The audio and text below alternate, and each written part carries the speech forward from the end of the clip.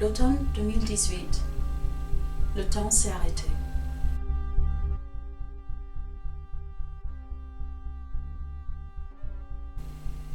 Le 5 novembre, au cœur du quartier de Noailles, des immeubles se sont effondrés. J'étais chez moi quand ça s'est passé, les yeux rivés sur mon écran en mode travail. France Inter parlait en flux continu. Mon chat, Sola, était vautré dans son fauteuil favori. On aurait dit une journée comme les autres, mais cela transformera la ville et moi-même pour toujours. Les nouvelles commençaient à émerger. L'incrédulité et le choc ont pris place. Les textos, les appels inquiets ont fusé et les live streams sur les réseaux sociaux se succédaient. Unique, populaire, vibrante, colorée. La rue d'Aubagne et son château de cartes se sont écroulés, laissant son seul chemin un brouillard opaque de décombres et de vies perdues. Derrière le chaos, la peur, les reproches, la culpabilité et la quête des réponses.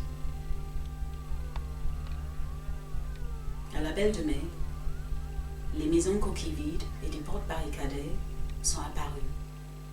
D'abord une, puis deux, puis trois. Bizarrement, toutes se trouvaient au même endroit. Ce schéma de panique viendra bientôt frapper à ma porte, me laissant dans un état d'angoisse et de perte. Les nouveaux chemins se sont gravés dans ma vie. Tu as seulement quelques heures pour évacuer ton logement et piler toute ta vie. Le besoin des personnes fortes auprès de toi est nécessaire pour gérer ta panique, ta confusion. Des mots incompréhensibles sont murmurés, mais la peur dans ta voix est limpide. Ton pouls grimpe. Très vite, tu perds tout repère, donc tu respires longuement, durement, encore et encore.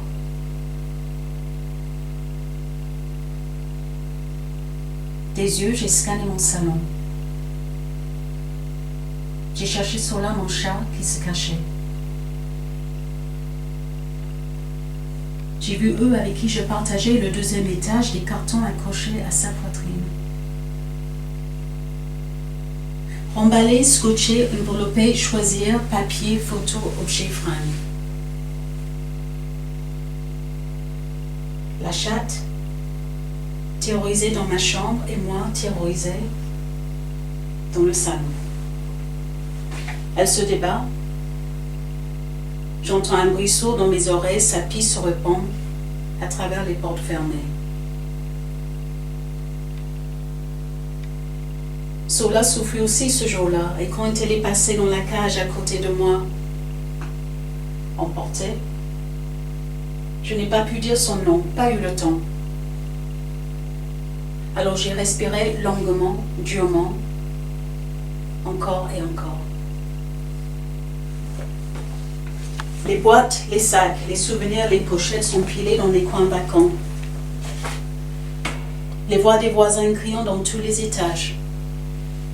Un camion de ville attendait pour nous embarquer, mais un besoin de bienveillance m'a envahi. Et Julien et moi sommes partis, seuls, en voiture, dans la nuit froide. Ibis Puget m'est apparu morose, inconnue, loin de chez moi. Pour accueil, juste une carte magnétique et un faible sourire. Le reflet de mon visage fatigué m'a regardé fixement. Les portes glissantes s'ouvraient sur un couloir sans fin. Et le numéro 604 m'arrêtait net.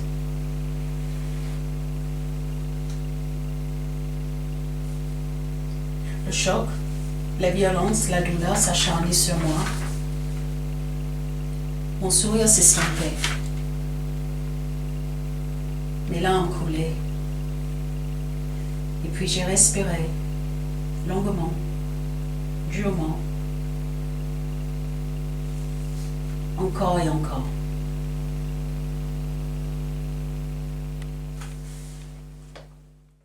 Jour 105, 19 juin 2019.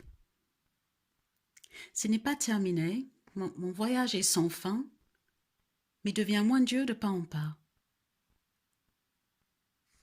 La semaine dernière, intensément, j'ai senti la joie et je la sens encore. Ces petites choses que j'accueille comme une première fois, que je redécouvre avec tant de plaisir. Mais je vous prie de ne pas vous moquer. Mais un frigo peut être orgasmique. Je vous le jure. J'ai ouvert la porte à plusieurs fois. J'ai senti l'air frais de haut de ma tête jusqu'au bout de mes pieds, délicieux, agréable, vivant. J'ai caressé la machine à laver.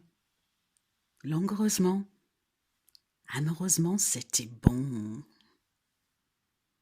J'ai regardé son cycle encore et encore.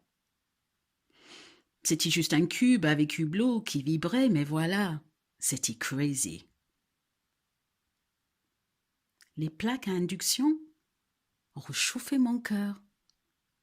Mes casseroles, même encore. La salle de bain est devenue mon île, la pièce à vivre mon endroit, mon espace, ma chambre. Le plafond pèle sa peinture, ok, je m'en fous. Au sol, il y a mes coussins, mes dessins, mes plantes, mes objets, ma mère, mon père, mon fils, ma fille. Au mieux, j'ai collé les portraits des autres déracinés. Une présence au quotidien, il m'accompagne. Cette semaine, j'ai acheté des pivoines. Déjà ouvertes, fleuries ou presque. Depuis toujours, je les choisis fermées, mais à présent, je n'ai plus d'habitude. Je me réinvente. L'urgence d'une fleur fleurie, la patience d'un bouquet qui s'ouvre existe côte à côte. Les beaux pétales doux se couchent sur l'étagère. Comme mes camarades, être délogé nous ne définit pas. Être délogé ne me définit pas. Je suis enfin de retour. Et de mes nouvelles, de nos nouvelles, vous entendrez encore parler.